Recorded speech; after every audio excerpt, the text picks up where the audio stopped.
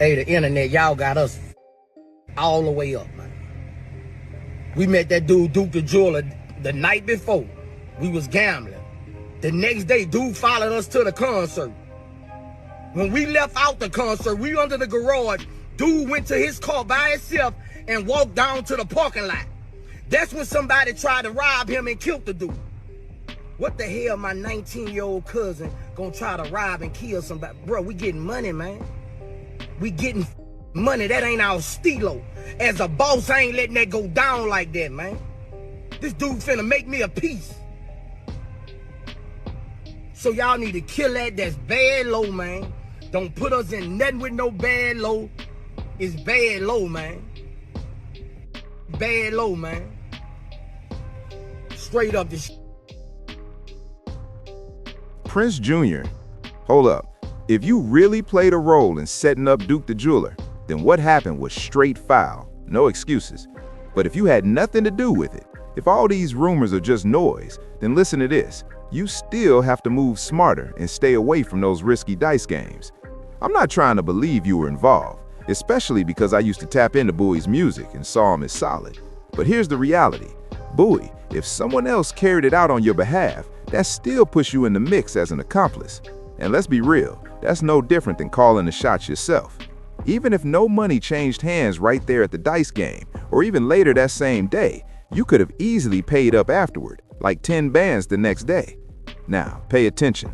The feds already said when they reviewed the footage, multiple cameras were covering every angle of that entire dice game.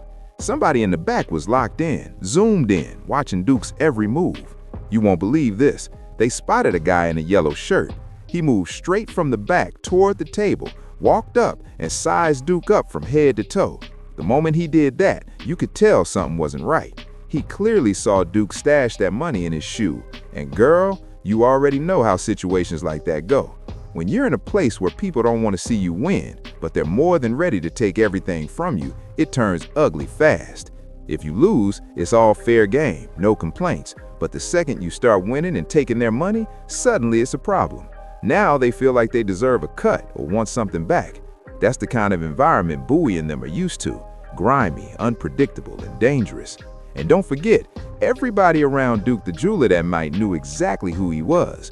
Duke was from the 93rd, and where he's from, they don't play about their own. So even if Bowie came to Chicago, did his show, and moved around like everything was normal, people still know how this plays out.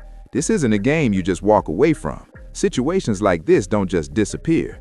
Just because nothing happened the first time doesn't mean you're safe the next time. If you were involved, that pressure is still there.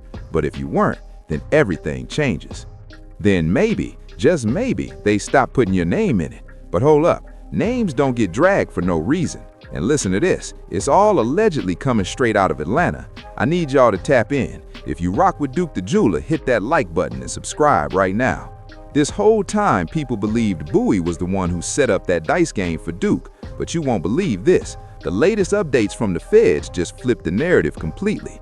They're now pointing toward the girlfriend being connected to Bowie in this situation. And it gets deeper.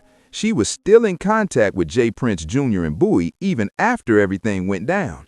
Now think about this. When investigators checked her phone, they found messages being sent to Bowie right around the time they were supposed to board a flight.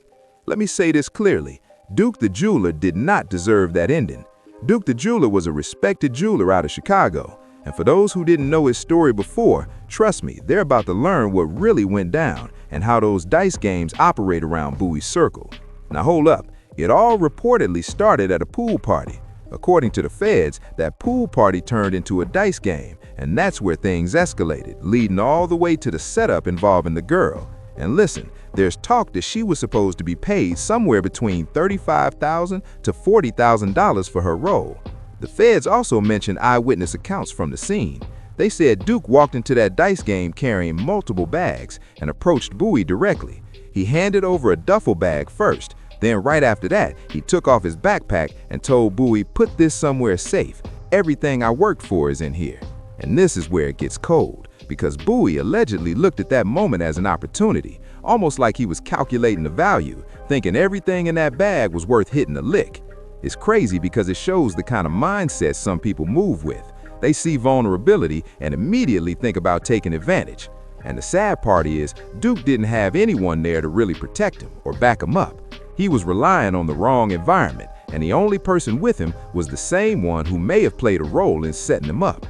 It left Duke the jeweler exposed to everything happening around him with no protection at all. Now listen to this. They're saying he only brought the girl along to show off a little, to prove he had connections and knew people in the industry.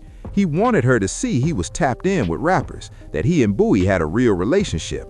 And from his perspective, it looked mutual, like Boosie respected him the same way. But hold up, the moment he crossed paths with J. Prince Jr., that's when everything allegedly shifted. What he didn't realize was that the girl already had ties to J. Prince Jr., and that changes everything. Now let's be real, this whole situation feels messy, like too many things mixed that don't add up clean. Everybody knows you can't put a room full of people with money together, then bring in one outsider who's up but completely unprotected.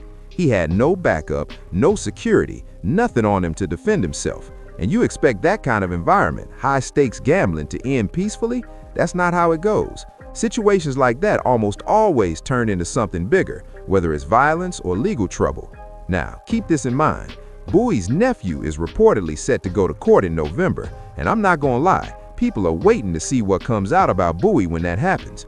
Will his name officially get tied to this case? That's the question everybody's asking.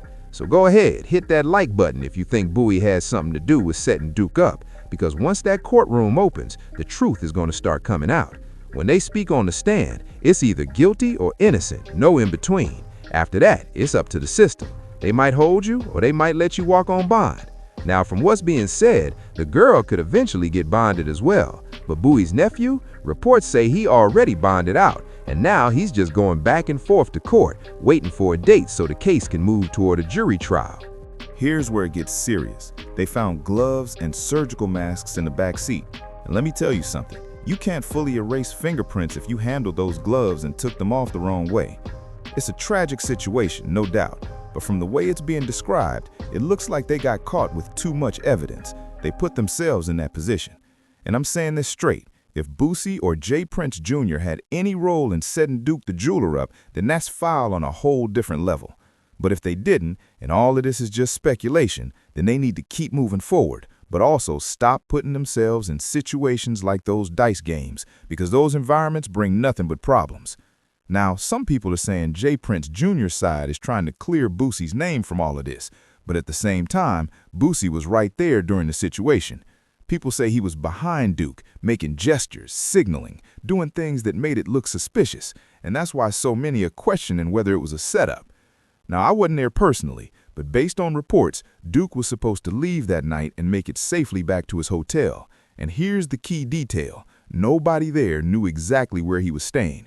So pulling something off outside in public wasn't really an option. They couldn't just run up on him anywhere. That's why, allegedly, everything happened inside, behind closed doors at that dice game Boosie hosted. They didn't want attention. They didn't want the outside world to know what was going on.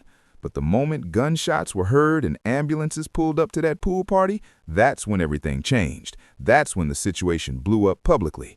Witnesses started speaking out, saying they saw everything from start to finish. They saw Duke from the moment he stepped out and walked toward his car.